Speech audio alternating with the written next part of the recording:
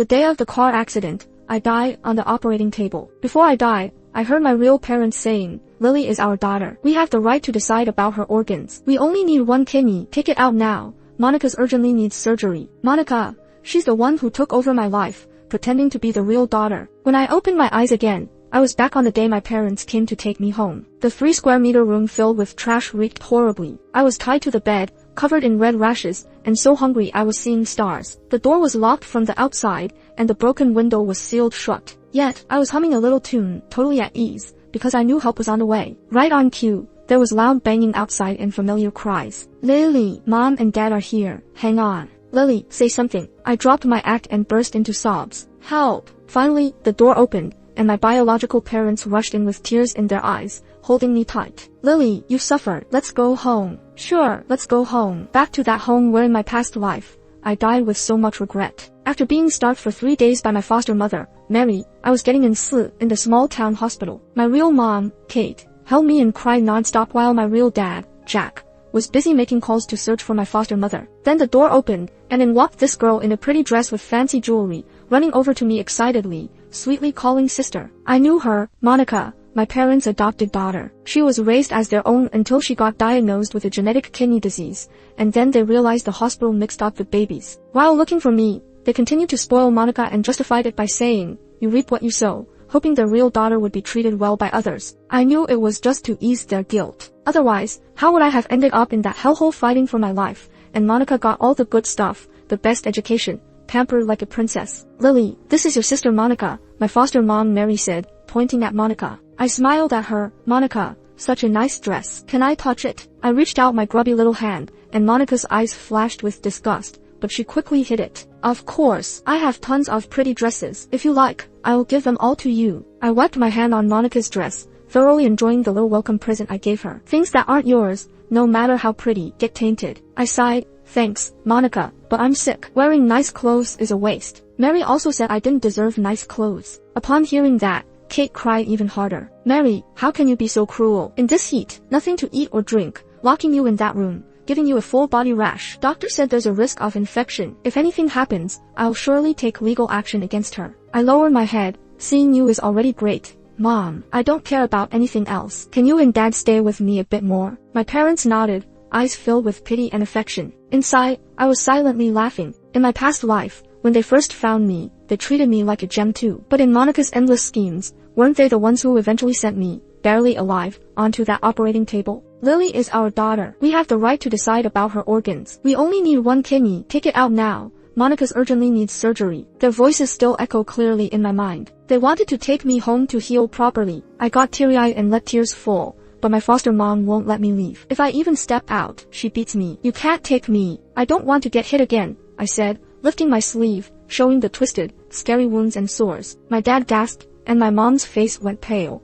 covering her mouth in shock. No, child, you must come back with us. Trust us, we'll take you home. It's our fault. Switching the baby changed your life. We must make it right. I looked down, shaking my head. But you have Monica. I don't want to take her love too. These 13 years, I've never had love. I'm just used to it. Mary immediately promised, we are your real parents. Pampering you is our duty. Things you didn't have before, you won't miss them in the future. Will you come with Mom and Dad? I held onto Mom and cried, am I finally a child with parents? Can I stop getting beaten? Monica watched with dark eyes, pretending to smile generously when she caught my gaze. Yes, I and Mom and Dad will treat you well too. Lily, welcome home. Such a considerate and understanding appearance. Who would guess this seemingly innocent and pure girl orchestrated my murder by a car in a past life? She took everything from me, and still, she wasn't satisfied until I vanished entirely. This time, I won't let her get what she wants. What's mine, I'll take back. What hurts me, I'll repay 100 times over. That night, my dad got a call and found Mary in a rundown motel. When she was brought in by bodyguards to face my intimidating dad,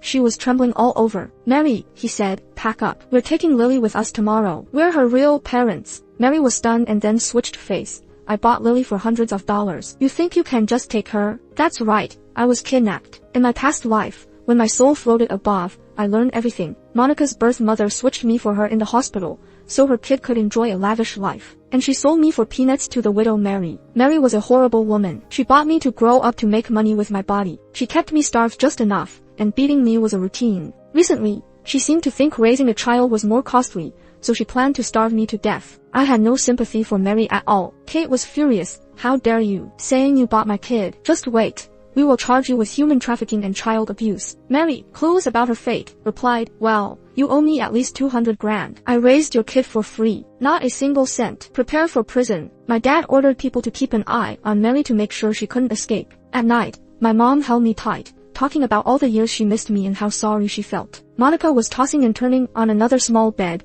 like she hadn't slept a wink. We spent more than 10 days in the small town, but in the end, my parents won custody of me, and Mary was sent to jail. In front of a luxurious villa in downtown, a middle-aged woman named Susan, dressed like a nanny, stood at the door. She greeted us warmly with a bow. Sir, ma'am, Mrs., welcome back. My parents held my hand and Monica's, walking straight in. Has everything we asked for been prepared? My mom asked. Susan nodded. Yes, everything's ready. I glanced at Susan and sensed a sharp, bitter gaze. When I looked up, I caught Susan's dark, cunning eyes. She quickly flashed a smile. What's wrong, young lady? I smiled back. Nothing. Interesting. Everything seems just like it was in the previous life. Nothing has changed. Susan is still lurking around our home, watching her biological daughter, Monica, live a life of luxury while staying close enough to care for her every day. She was clever, swapping me with her daughter at the hospital and then landing a job in my parents' house as a nanny. Oh, what deep, fiery motherly love. And I, the real daughter, ended up a casualty. I found out everything only after my death in my past life. This time, I'll strip away their facades layer by layer. No one gets to walk away unscathed. My parents handed me a card with 20 million on it,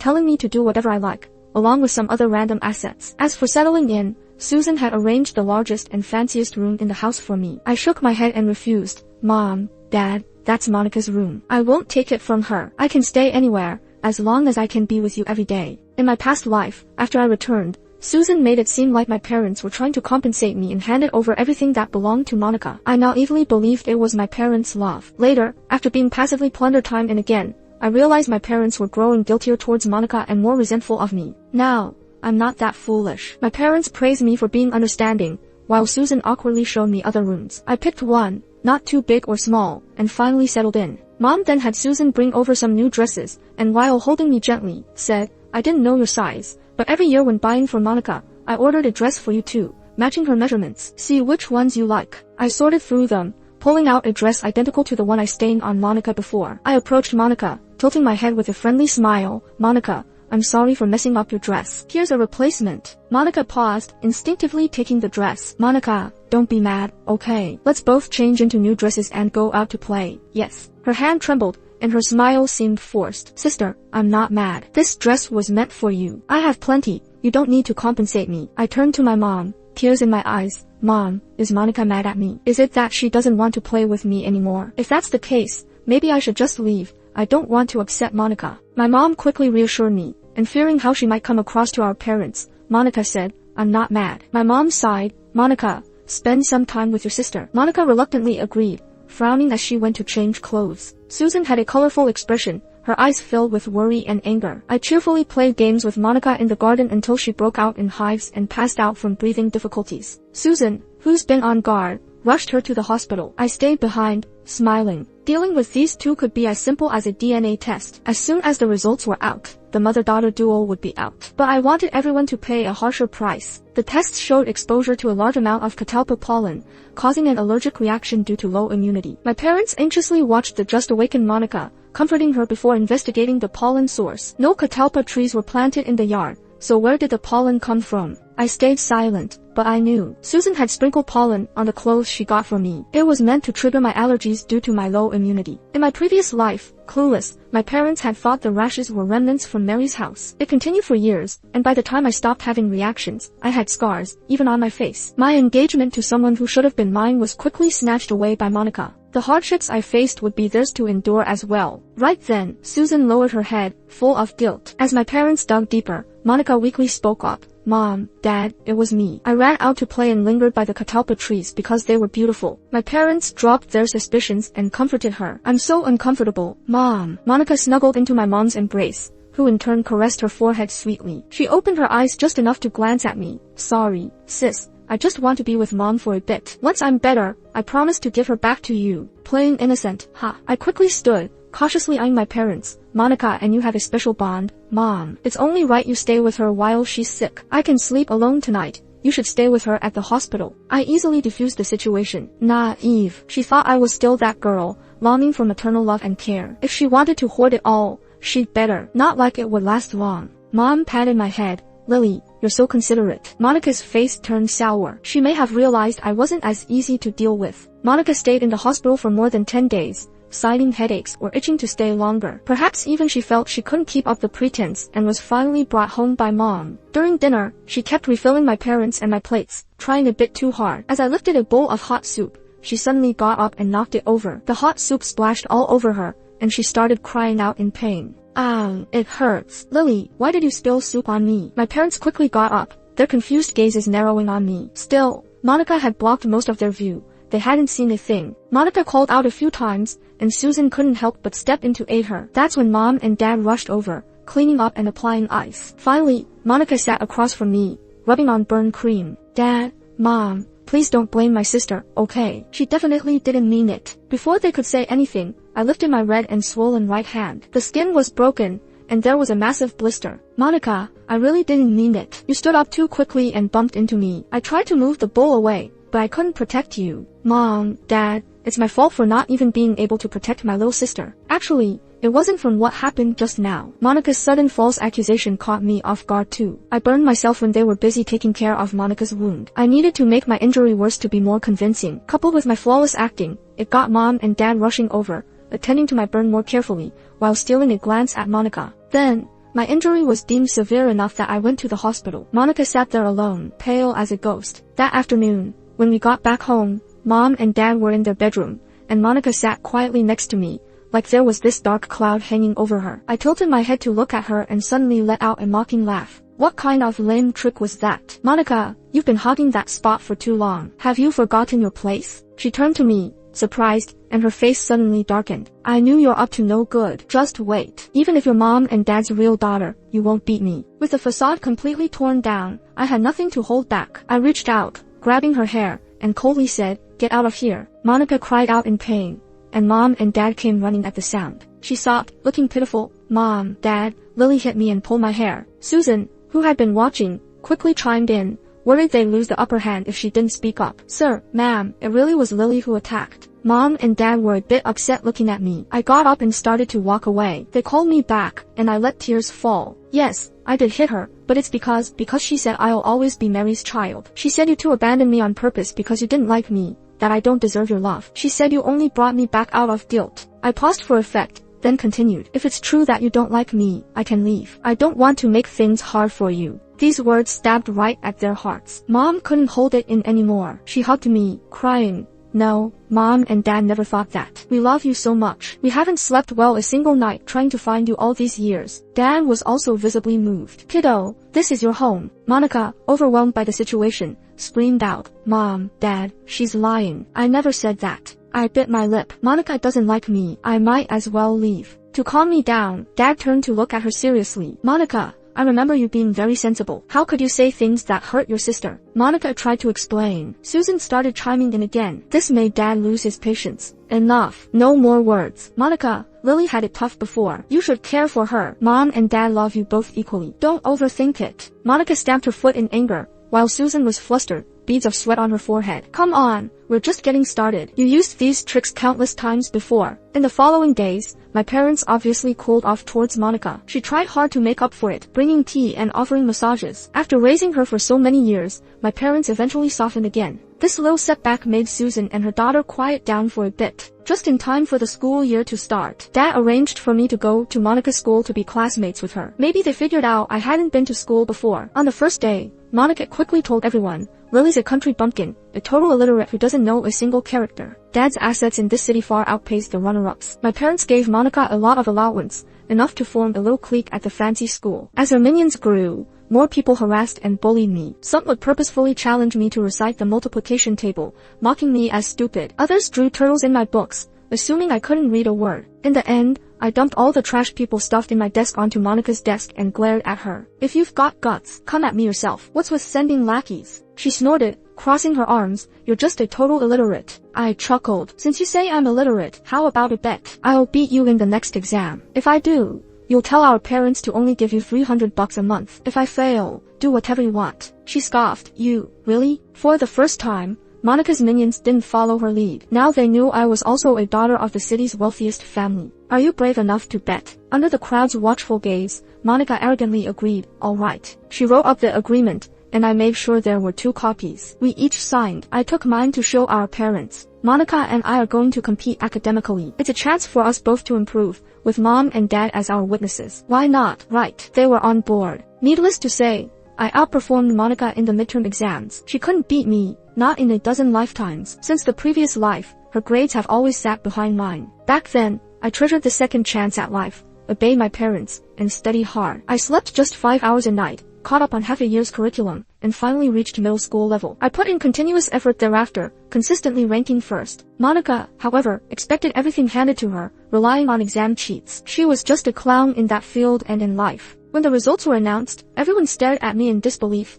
then looked at Monica with complex expressions. She seemed flustered, glaring at me ruthlessly. When I showed Mom and Dad my report card, they praised me as a genius. Under my watchful gaze, they took Monica's card away. 3rd place isn't bad. Keep working. Once you move up a rank, your card will be returned. Monica could only nod, red-eyed. I smiled, knowing the 2nd place student was Monica's partner in crime for cheating. Their family was strict, and they could barely maintain their position with me entering the picture. She wanted to be 2nd in class, but it was just too hard. After that, Monica became the most unfortunate student in school. While her classmates were enjoying fancy Western food, she'd hide in the classroom eating plain steamed buns. When her classmates planned fun weekend outings or discussed buying new bags, shoes, and jewelry, she would clutch her empty wallet, gritting her teeth with frustration. Even at parties she used to laugh, she couldn't afford to bring a decent gift. Eventually, Monica had fewer and fewer followers, until she had none left. The ones who used to laugh with her at me were now secretly giving her disdainful looks. I figured it out. Someone whispered, she's just an adopted daughter, and Lily's the real heiress. You better not cozy up to the wrong person. Ever since the real heiress returned, even he stopped giving her spending money. She's bound to get kicked out sooner or later. She acted so high and mighty for a fake. She's not even as good as me. A few of the classmates gossiping got caught by Monica. She got so mad her face turned red. You weren't like this when you were sucking up to me before, she yelled. People were usually put off by her temper, and Ashley, who had been bullied by her before, mockingly said, you think they were sucking up to you? They just wanted your dad's money. What are you, a fake heiress? I couldn't help but laugh, and Monica turned fiery red. Infuriated by my provocation, she slapped Ashley across the face. How dare you even talk to me? Ashley's family ranked 2nd in New York, not as rich as mine, but she was still used to being pampered. Getting slapped wasn't something she'd accept without a fight, so she retaliated. They pulled hair and pinched arms until someone called a teacher. Finally, my parents were called to school. On one hand, it was clear Monica started the fight. On the other, my dad didn't want to be labeled as unreasonable or a bully. So, things ended with my parents apologizing. At home, Monica stood in the middle of the living room while my dad, angrily with furrowed brows, said, I haven't apologized to anyone in years, and now you made me grovel like this. My mom patted his chest, trying to calm him down. Kids fighting is normal. Monica cried, promising she wouldn't do it again. It was a small issue, but to teach her a lesson, I convinced my dad to cut off her credit card for 2 years. Monica cried even harder. Monica was broke now. The person most worried, though, was Eric, Susan's biological son and Monica's real brother. Susan wasn't good at much, but she adored her kids. Her biological daughter was sent to life as an heiress, so she couldn't treat her son any less. Not able to swap identities, her biological son was drowning in her pampering. Monica always had money. Ever since finding out Susan was her birth mother, she shared half of her allowance with her. For Eric, it meant wearing luxurious clothes, living in a fancy city apartment, and being waited on hand and foot. Susan thought Monica would support them forever. Eric really believed his mom was making big bucks working as a housekeeper for a rich family, so they spent freely and never saved a dime. Monica considered herself royalty, spent her allowance fast, and saved nothing. Now, with her money stream cut off, Susan was in full panic mode,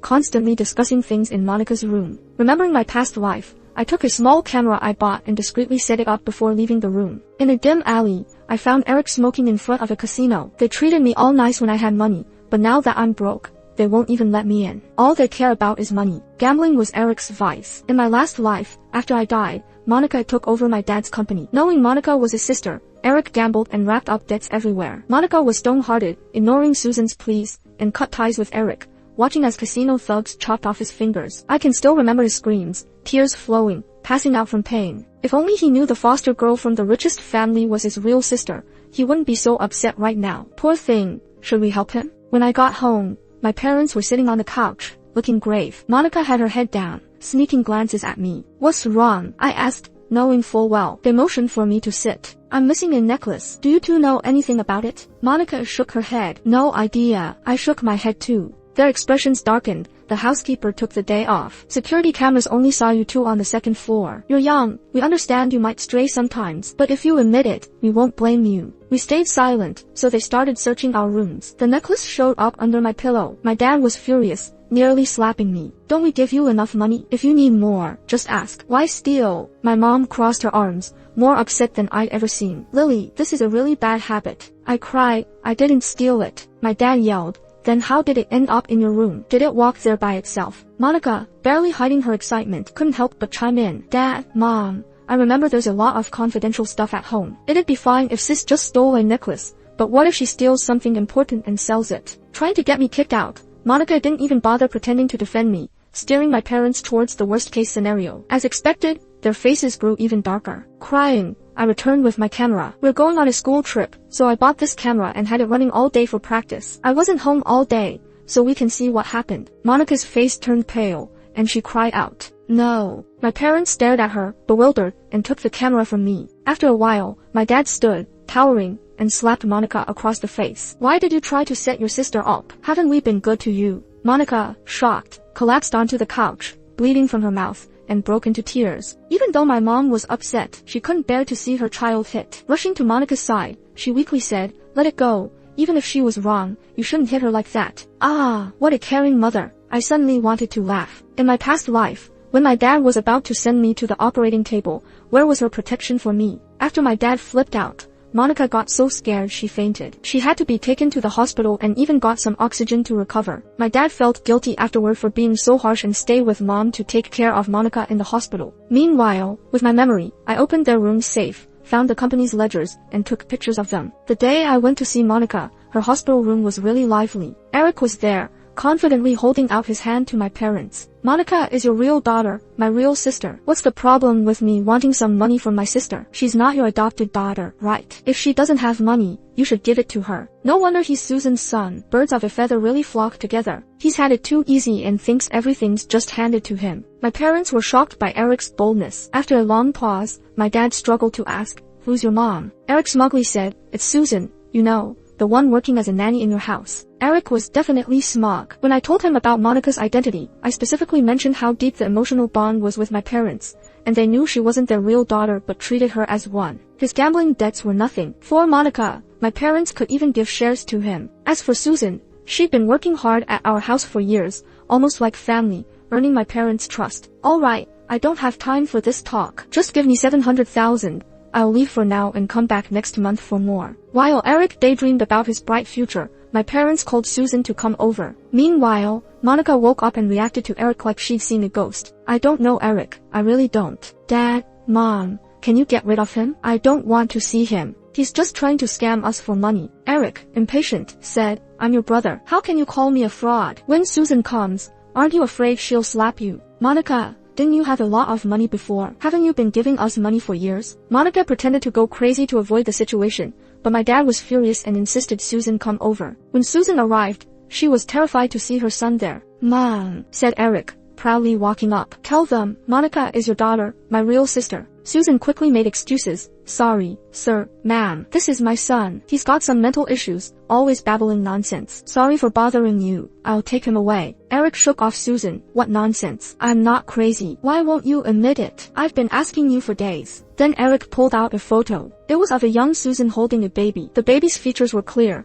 and there's a black tear-shaped mole on the right cheek. After a close look, disbelief filled my parents' eyes. They'd been raising Monica for years and knew every stage of her growth. Susan tried to argue. This was when I first came to your house. I thought the baby was cute and took her out for a photo. Eric pointed to the words below, taken on March 2nd, 2001, in City Hospital. Turns out this photo was taken before Susan swapped the babies, maybe to remember since she thought she'd never see her daughter again. I didn't expect Eric to dig this up. My parents definitely didn't see it coming. My dad, who was battle-hardened in business, quickly saw through Susan's schemes. You switched daughters, sold mine, let your daughter steal my child's life, and now you have the nerve to work as a nanny here. You have some guts. Dad was so angry you could almost feel the chill from 10 miles away. Susan shook with fear and plopped to the floor. My dad called the police, and they took Susan and Eric into custody. In the hospital room, the four of us sat in a tense atmosphere. Monica fainted the moment the photo came out, and my parents just looked at her with complex expressions, not saying a word. Monica pretended to be fainted for a day and a night. Finally, the doctor said it was impossible, and my dad tapped her lightly. "Wake up. We've raised you for years. We're not gonna do anything to you." Hearing that, Monica woke up with tears in her eyes. "Mom, Dad, I'm afraid you'll abandon me." When I found out Susan was my birth mother, I was already 6. I didn't feel anything for her, just saw you two as my parents. She threatened me, said if I didn't give her money, she'd reveal my identity. That's why I did it. But none of those words matter now. After careful thought, my parents reluctantly came to terms. "Fine, as long as you change your ways and cut ties with them, we'll still take care of you." Monica swore she would, bowing and apologizing profusely. I watched quietly. My heart felt cold. I remembered in my past life when Monica was in the late stages of kidney disease and needed a donor. Dad forced me to donate. I begged and pleaded the same way she did, but Dad beat me up, saying I had no heart and refused to save her. He said he shouldn't have ever brought me back. But now, Monica has such a dirty background, and they still tolerated her. Some decisions can't be avoided. Later, Susan ended up in prison, but Eric got released. I hired someone to find my dad's rival and leaked all the ledger photos to him. They found numerous flaws and started to sue the company. Dad became overwhelmed,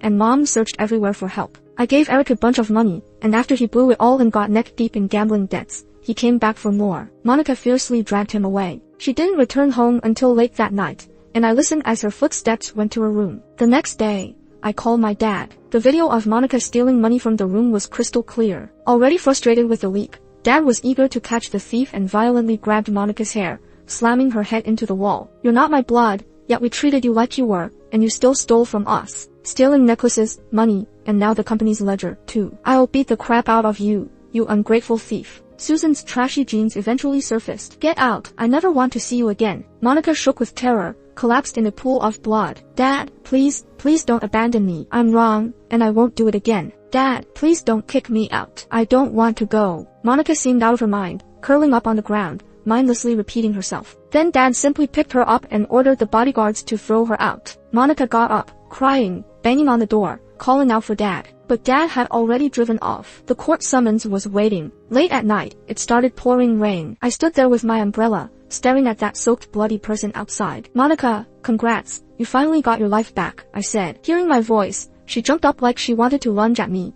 but I kicked her away. "From now on, you're parentless, penniless, and stuck with a gambling addict brother. Just thinking about it is thrilling. You've enjoyed the good life at my expense for long enough. Spend the rest of your days making up for it," I told her. Monica cursed at me viciously, threatening me with words. She was like a wounded little beast, no real threat, but kind of annoying. "Oh, and don't expect your parents to come to your rescue. They're worse off than you. As for your real mom, she put you here just for Eric." I added, "By the way, Eric owes over 100 grand. Start working now, with a monthly salary of $3,000. If you don't eat or drink, you'll pay it off eventually." Monica screamed in response to my jabs, jumping away like a wild person. In the dark, I could hear her switching between crying and laughing. When my mom got home and found out what happened, she had a high blood pressure attack. After taking some meds, she insisted on going out to find Monica. "She's still a kid. She can change after making mistakes. Your dad shouldn't be so cruel. Do you know where she went?" she asked me. I nodded, pointing toward the door. She hurried out the door. Watching her leave,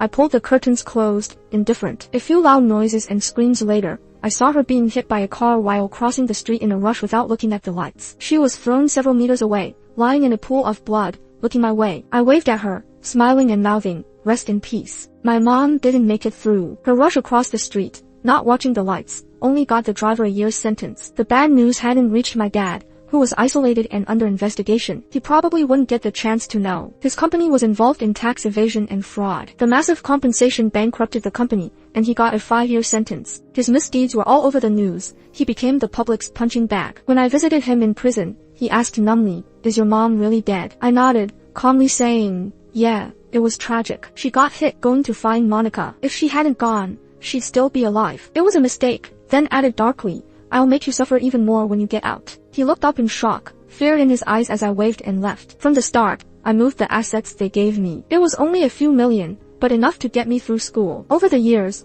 I studied hard and got into a good college. I heard Susan got out of prison, her son ran off with debt. The ruthless debt collectors chopped off her right hand. She lived by begging, but no one was willing to help because of her past horrors. Even any financial aid she might have gotten was snatched by the debt collectors. After months of hardship, she was beaten and crippled again for stealing and eventually died on a cold night under a bridge. Eric didn't disappoint either. After changing cities, his gambling continued. This time the debt collectors found him, leaving him half dead. Now, he's a disabled person, dying alone on a hospital bed. Leaving New York, I started to forget those things. But on a work trip back to New York, I ran into a ragged woman in a back alley, laughing wildly and eating out of a dog bowl. A vicious dog was gnawing her, but she seemed unfazed. Seeing the tear mole on her face, I approached. "Monica." She looked up, blinking at me, and barked like a dog. I smiled. "Ever regret it?" Her eyes briefly showed struggle, then dulled again. She seemed to have lost her speech. I turned and walked away. Her life was over. Mine had just begun.